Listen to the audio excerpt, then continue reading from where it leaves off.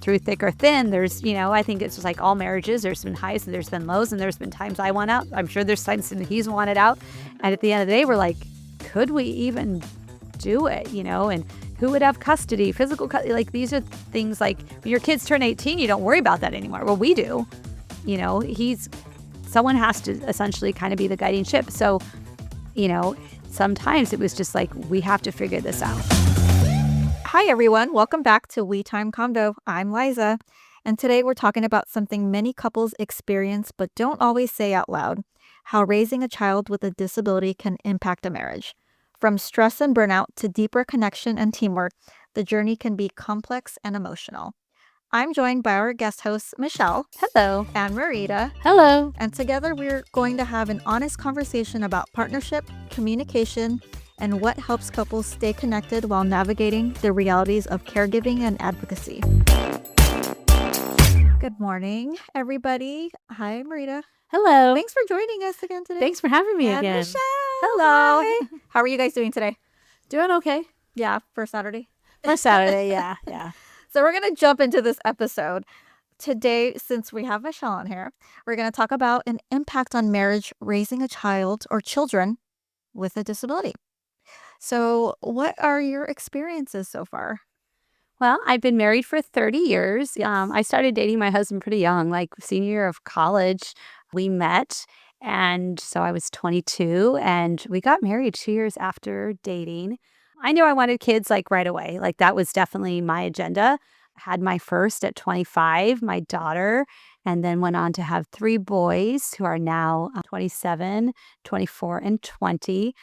I think as all, young parents and young moms, like, I never really expected or anticipated having a child with a disability. I don't think that's anything anybody prepares you for or even necessarily talks about. Maybe talked about a little bit more now, but certainly back then that was like unheard of. And my older son, was diagnosed with autism when he was 3. And I didn't know anybody other than one person in my community that had a son with a disability. And I remember when my son was first diagnosed, I didn't even know what to do. And I'm like, and we were still young. I mean, we were 25 and 26. We were still just kind of figuring life out as young adults. And now we have 2 children, and one of them has a disability. And what does that look like? And what do you do? And Well, did you know that there was like something different from the beginning, or? yeah, we figured it out when he wasn't starting to crawl, like he wasn't starting to talk, like it was like, because we had his sister, they're only 20 months apart. And so I was like, oh, well, she was doing this. And then a lot of times it was dismissive, like, well, that's a boy. Boys mature later. And then I was very fortunate to have a great pediatrician. And she was like, this is a little bit more than that. And she was a young pediatrician, like pretty fresh out of school at the time. And so I think I was just very fortunate that she was like, worst case scenario of an early diagnosis is that he's going to get some intensive therapy, like for speech and occupational therapy, wasn't walking. And she goes, there's no detriment to that. And if I'm wrong, then we end it. Like, it's not like we were starting him on medications or anything like that. It was just all therapies. And she's like, but if I'm right, then we've gotten this big early leap on things. And so we did. He was at 3 years old. We were connected with social services, and we started therapies and all of that right away.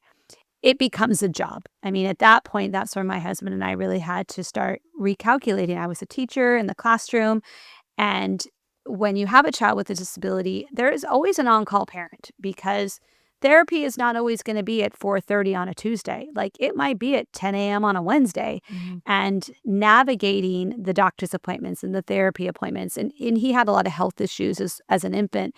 And it becomes another job. So one of us kind of always had to be flexible. So that's when we really kind of started like rethinking our parenting. Like, can I still afford to be in the classroom, or do I need to step out for a while? My husband's a realtor, so he has some flexibility in his job, but he can't just drop everything all the time. And so our conversation started to change. And you always have to be thinking about not just today, but tomorrow. and a year from now, what's it going to look like?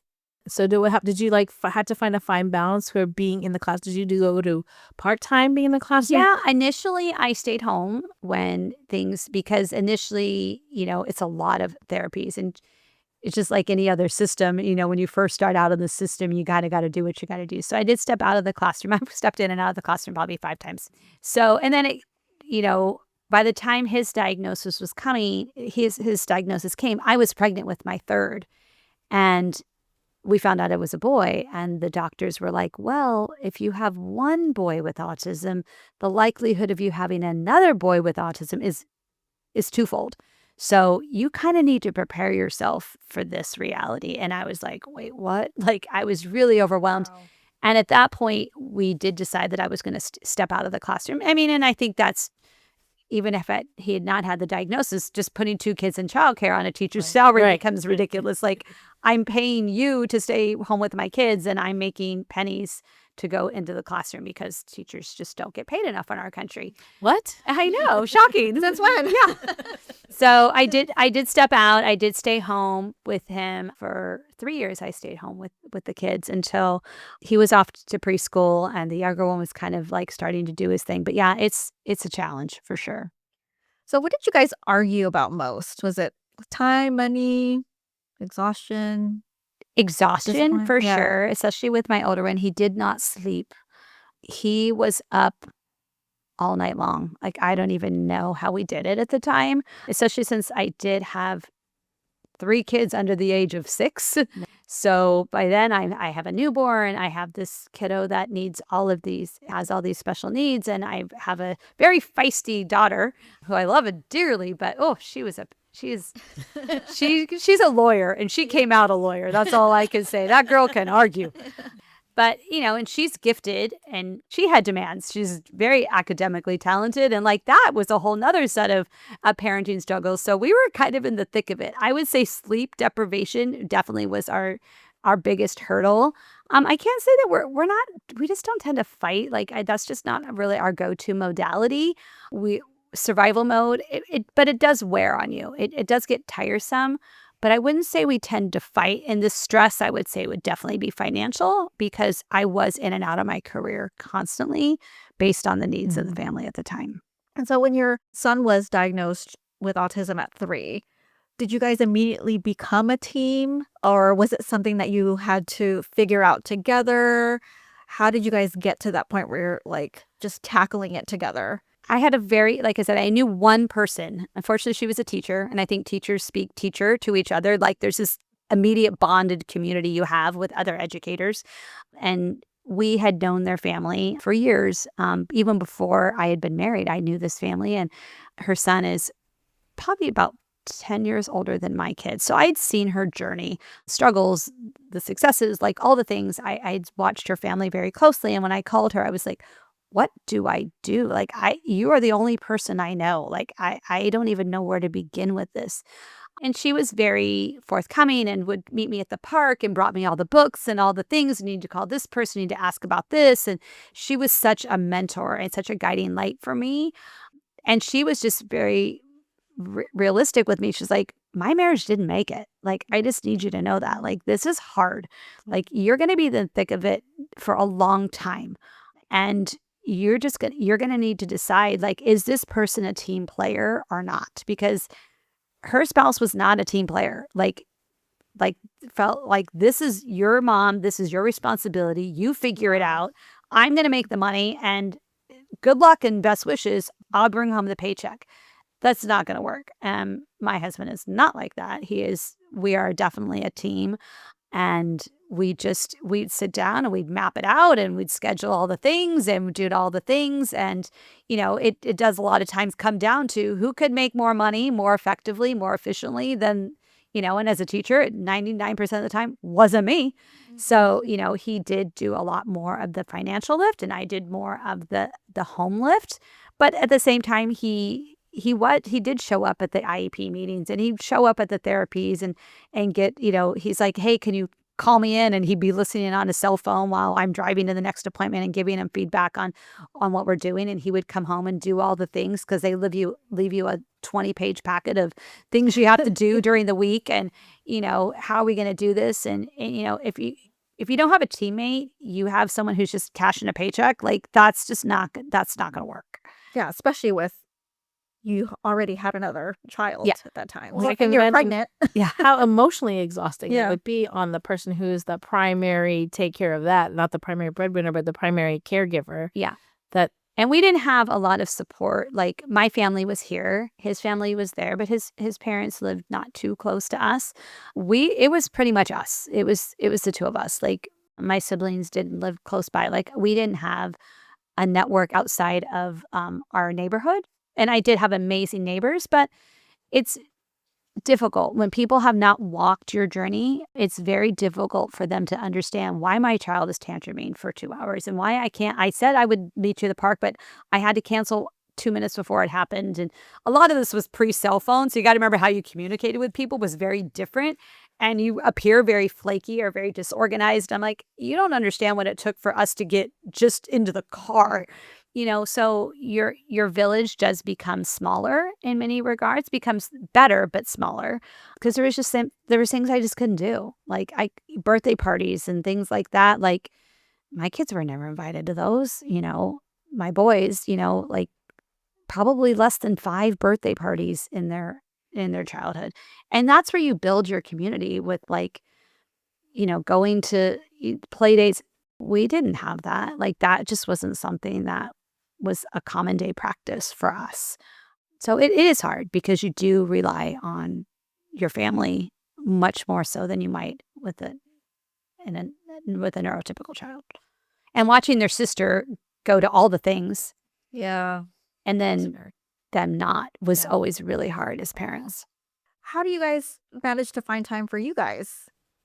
Or did that not happen for a while? Like, my mom was great. Yeah. So my mom's a teacher and she would come, during her breaks and during the summers. And she was always really good about when she got there, like she was like, you got to go. Like, I got this. Like she was just all hands on deck.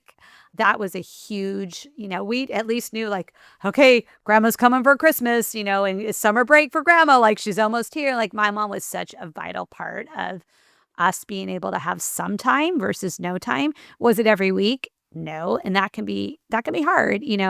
Carving it out is still difficult because I still have full-time parenting responsibilities. Even though Christopher's 20, I can't just leave him because we live pretty remotely. He doesn't drive. If there was a fire, we live up in the woods. Like everything happened in LA last year, we had just moved into our home like maybe a month prior to the LA fires. And my immediate thought was that what would we have done if that had been us? Because there wasn't a ton of time to evacuate. And would we have had a plan? Like my heart just bled for these parents because there had to have been parents like me that, had maybe gone to the grocery store and like, I'm just going to be gone an hour.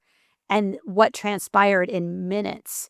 And after the LA fires, like my husband and I really had to make a plan for like, what are we going to do? Like we are very fortunate. We have a great set of neighbors that live down to us who are generally home most of the time. And I communicate with them like, hey, we're going to be gone for like an hour. If something comes up, she's like, yeah, great, I'm home. But if she's not home, like we can't go because he could not get off the mountain if we weren't there. That's scary. Yeah. LA really made us rethink a lot of things about how we handle things because he can't drive. So we have to think about things. So a lot of times, our hashtag is party of 3 for life. But at the same time, now we're looking at him potentially going away and we're like, what do we do now? Like we've been parents for almost 30 years and next year could potentially be the first time that we don't have someone with us all the time. The possibility of being an empty nester. Yeah. Like that's just like, we're like, what do we do? Like it's hard. It's challenging for sure. So what do you think made your marriage stronger? I guess just to be completely honest, I mean, and sometimes it's truer than we say it maybe in a jokingly manner, but sometimes there's a lot of truth to it that he's our glue because I know no one will love Christopher the way that his father loves Christopher, and that to find a partner that would, for me, that would accept him the way that I need. Christopher's a full-time gig for the most part. And I think, gosh, if I was dating, I see my friends date, and I'm like, gosh, like, are they going to be open to like this third person in this relationship? Because there is a third person in our relationship most of the time. And so I think through thick or thin, I think it's just like all marriages. There's been highs and there's been lows, and there's been times I want out. I'm sure there's times that he's wanted out. And at the end of the day, we're like, could we even do it? And who would have custody, physical custody? Like these are things like when your kids turn 18, you don't worry about that anymore. Well, we do. Someone has to essentially kind of be the guiding ship. So, sometimes it was just like, we have to figure this out somehow. Yeah. My son just turned 18 about a month and a half ago. And I'm like, because for the longest time when the kids were little, we like, oh, we have to, like, what if something happens to both of us? Who are we gonna? And now we're like, oh, both of our kids are adults. We don't have to worry about who's going to take care of them anymore. But you do. You still have to. That will always be my reality. Yeah. That's all my questions. Well, I was just saying, she was saying that, like, that Christopher's the glue. But the way you describe your relationship with your husband early on, it seems like you guys were already a team even before you had kids. To me, the way I mean, I've met your husband, and I just feel like you two were already on the same page. And I think to me, that's the biggest thing is that both both spouses need to be on the same page about like, here's our non-negotiables. And this is what, this is how we want to operate as a family. So my husband and I had the same idea. My daughter has ADHD, that kind of thing. So, but it's not as intensive as what you guys had to go through, but we were on the same page. And it sounded like when you said, once you found out about your first son, like you and your husband were already kind of on the same, it seemed like what you just described. Yeah, no, I mean, we're totally different people. Like we are so different. People meet us and they're like, "Are you guys a lot alike?" I'm like, "No, we are not." He's a lot more quiet. He's very social in like an outward appearing way, but at the end of the day, he's much more of an introvert. And where I'm a complete extrovert. I'm a doer. Like I'm very driven. I'm like, I have a 5-year plan, a 2-year plan, a 12-year plan. Like I have a plan for everything, where he's still a lot more like, gets up at the beginning of the day, like, what are we going to do today? I'm like, I don't know. I mapped this out a month ago, So he's like or is he more like type B or type A? Type B. Yeah. I'm so type A for sure. As Suzanne says, he's the funny one and I'm the fun one.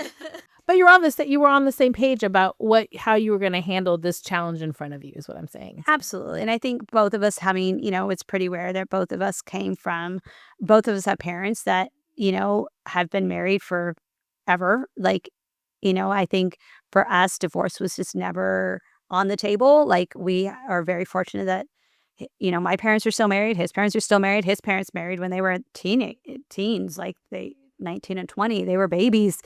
And so I think for us, like almost at the beginning of our relationship, even back before we had kids, like divorce just wasn't on the table. Like that just wasn't how we were raised.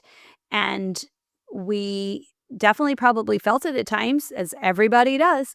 But when you have a child with special needs, the ramifications of separation just intensify so much more. And I think the detriment, our fear was, they already have it so hard. Christopher has it. I mean, and he's so close with his dad.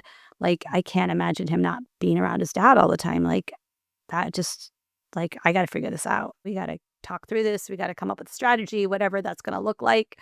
And there's days like, I need a break for you for like a week.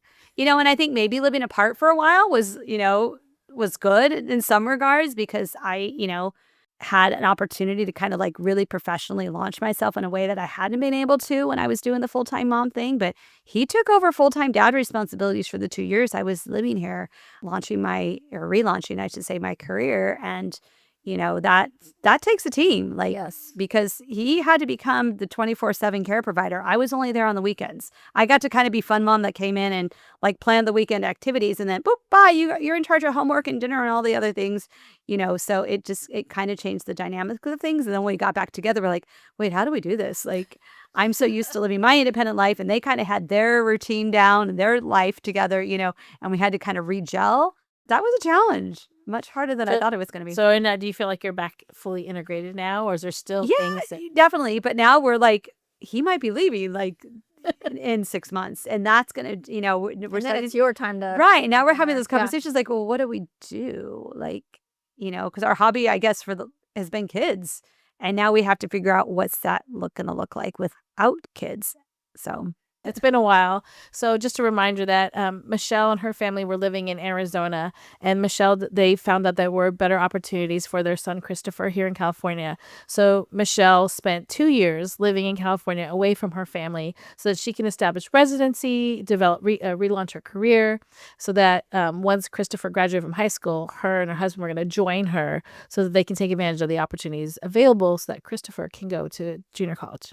Right. So for 2 years, so I took a job here, and then Monday through Friday, I lived in the Bay Area. And then every Friday night, I hopped on a plane, flew to Arizona. And then every Monday morning, I hopped back on the plane, go in the opposite direction, and came back. So it was definitely a challenging time to be kind of like weekend warriors together. And then during the summers, I continued to do the same thing. So we, for 2 years, did that. But you guys did it. We did And you're it. still married. We're So- still married. And now they're trying to figure out what do we do when we're just the two of us. Which, How did you meet your husband?